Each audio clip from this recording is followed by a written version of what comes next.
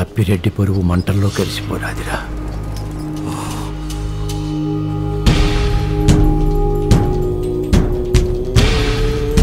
అల్లుడు 5 కొడుకుల్ని కనిపించినది నమ్మ చేత.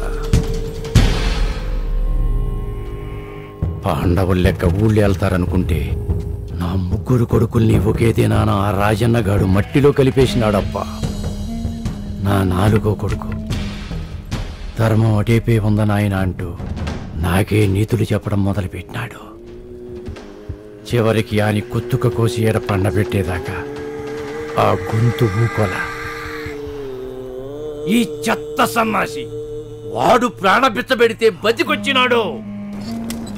ఈ సన్నాసులు నాకొద్దప్ప. రావణుడి కోసం లేడిగా మారిన మారీచుడు కావాలా? నా ఇంటి వాస్తు నీకు అర్థమైనది కదా. నా కూతుర్ని నీకిచ్చిన నా వారసత్వాన్ని ఇస్తాండా.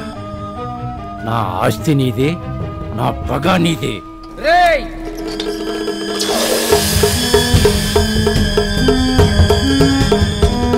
మాటియల్లుడు, ఆ రాజన్న గారిని ఆయన కుటుంబాన్ని మట్టిలో కలిపేస్తానని మాటియల్లుడు.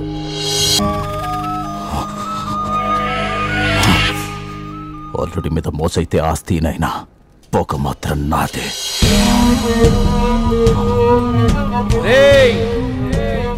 ఇదే ఆఖరి మారు. రామరాజు, ఇవిగో 40 లకారాలు, మిగతావే వచ్చే నెల పోగు చేస్తాను. ఈ ముక్క రాజన్న శివులోను కాసిన్ని మజ్జిగ చొక్కలు నా గొంతులోను పడేవయా.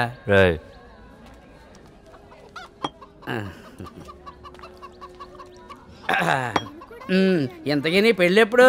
గడ్డం కూడా నెరిసిపోతుందయ్యా.